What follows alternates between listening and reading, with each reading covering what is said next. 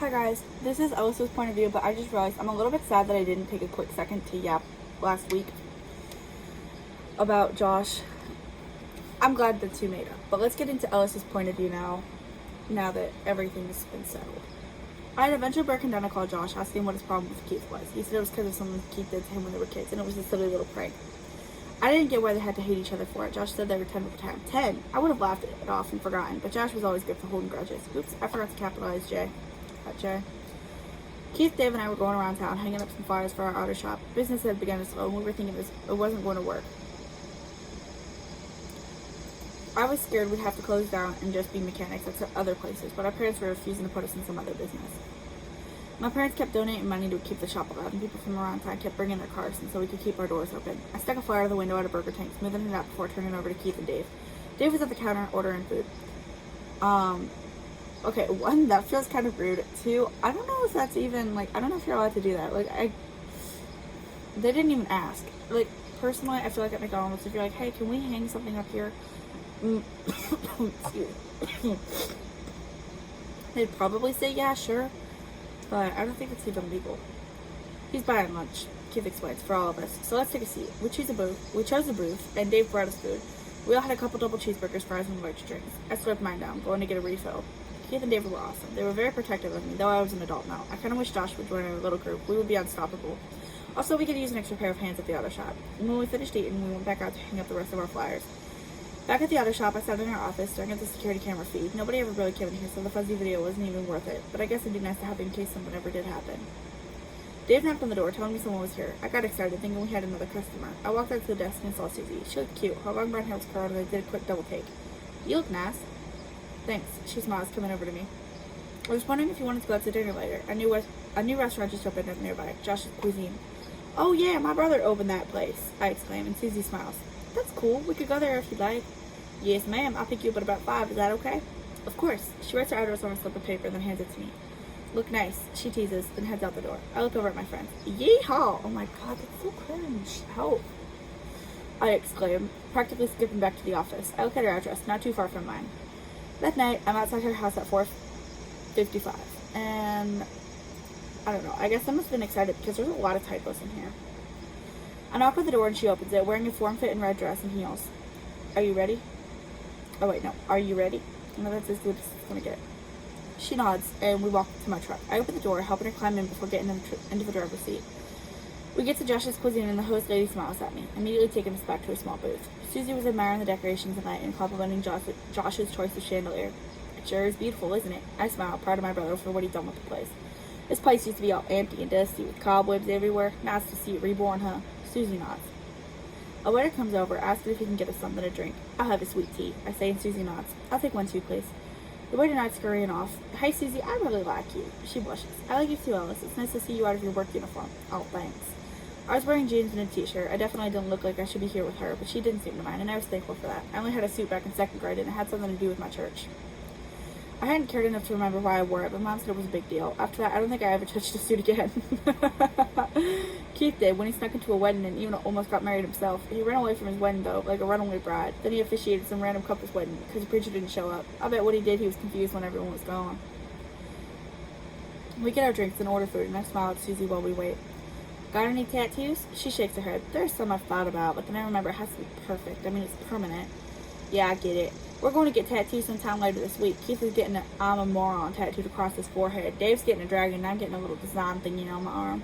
I have no idea what Ellis's tattoo is because it's covered halfway with his shirt sleeve. So I can't quite tell what it is. There's speculation and stuff, I guess, but I can't figure out what it exactly is to describe it. You would have to see his arm. Wait, that sounds so weird, but Susie nods. We get our food and eat slowly, getting to know each other more. When we both finished eating, I paid and we left together. Hey Susie, will you be my girlfriend? I feel like that's a little too soon, but okay, bud. She smiles, kissing me. I was shocked, and before I could react, she had already pulled away. Yes, Ellis. She smiled at me. She smiles at me again, climbing into the car and waiting for me. I drive her home, walking into the door and heading back to my truck. I go home practically walking on air. She liked me back, and I had a girlfriend. I couldn't wait to tell Keith and Dave and Josh too. I fell asleep that night quickly, excited for tomorrow. I couldn't wait to see more of Susie. Maybe I'd even ask her to move in with me. I was happy to not be so lonely anymore, but I was also kind of nervous. I ain't had a girlfriend in a while. After being dumped in high school, I kind of ran away from love. In the morning, I was up and dressed immediately, heading to the auto shop and waiting for Keith and Dave so I could tell them the good news. Dave came in still rubbing his eyes. He must have been up all night. Good morning, Ellis. He smiled at me, sitting on his desk chair and sighing. I'm so tired. I smiled, waiting for Keith to come in. He was late, but that was the least of my worries. Y'all, I got something to tell you. They look at me and I smile. I got a girlfriend. Me and Susie are official now. I asked her last night when we went out to dinner. Man, I'm lucky to have a girl like her.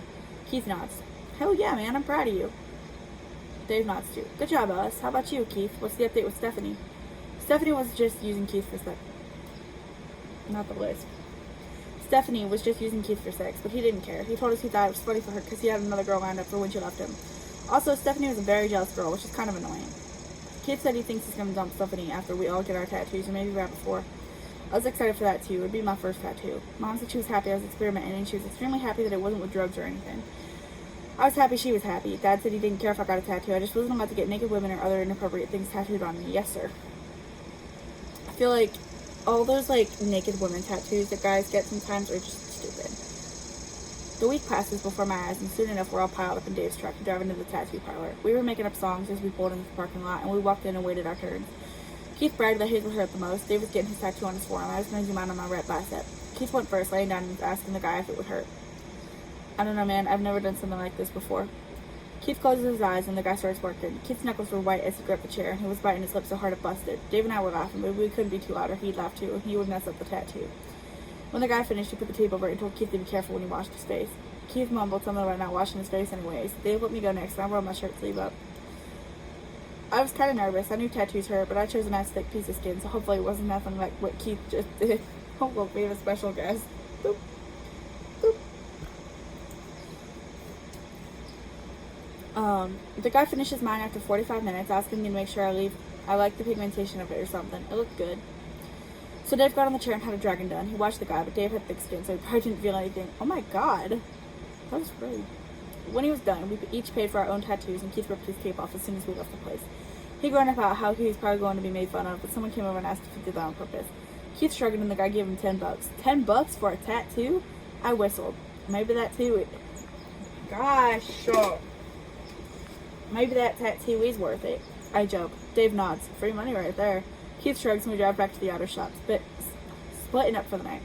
I drove over to Susie's. I wanted to show her my tattoo. I knocked on her door and she smiled when she opened it. Come on in, don't mind the mess. Most people say that, but their houses are spotless. Susie said that, and it was kind of messy. Okay, mega messy. The couches looked old, there was trash on the floor, crumbs everywhere you looked. It looked like kids lived here. I babysit, she explains. I have kids over a lot. That's why there's a lot of toys everywhere. I was trying to clean when you came over. You didn't bother me, though, if that's what you're thinking.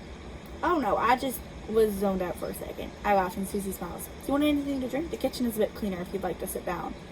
A cup of water's fine. That would be nice. I followed her into the kitchen and she gets me a cup of water. There were plates and other things in the sink soaking, and I wondered what it was like to babysit, at least for her. I came over because I wanted to show you my new tattoo. I smiled when she sets the water down in front of me, sitting down too. Ellis is kind of cute. He's so sweet and very naive, and that makes me a little bit sad for him because I feel like he could be so awesome if he wasn't naive. I'm not saying naive people aren't awesome. I just feel like he could just be a little bit better. Alright, let me see it. She smiles and I stand up, rolling my sleeve up and peeling off the tape. Now, it's going to be kind of ugly because I just got it today, but ain't it cool? Susie nods. It suits you. Thanks. I sit down again, smiling at her. What would you get a tattoo of? Probably flowers or butterflies. I nod. Girly stuff. Ellis. She laughs. I guess. We talk late into the night, and Susie explains that she has to finish cleaning before she gets her load of kids tomorrow. How many do you watch at a time? A lot. Either the parents are friends or the kids are. It's kind of like a daycare. People know their kids will be around a lot of other kids. I nod. Nice. Can I help? Sure. We clean the house and I sweep the living room, trying to be quick so the neighbors don't wake up. Nobody normal sweeps this late at night. We take the trash out together. When we head back inside, Susie turns to me. Ellis, do you want to stay the night? I didn't know what to say, but she took my hand and led me upstairs. She went into the bathroom and changed, and she thanked me for staying, though she kind of made me. You could have said no. We climbed into bed together and she snuggled close to me. My heart was pounding and I hoped she didn't hear or feel it. We fell asleep together and I was happy to be with her. I left the next morning, writing her a note telling her I was going to work. She'd be awake soon enough anyway, so let the kids in. I went home and changed into my work uniform, then drove to the auto shop. My life was good. I got lucky in the girlfriend department. That you did, but there's better for you. that's it for Ellis's point of view. I'll see you guys next week. I don't really have anything to say about Ellis this week. But I'll see you guys next week with oh my gosh, I can't speak. I'll see you next week with Rochelle's point of view. Thank you for watching. Bye-bye.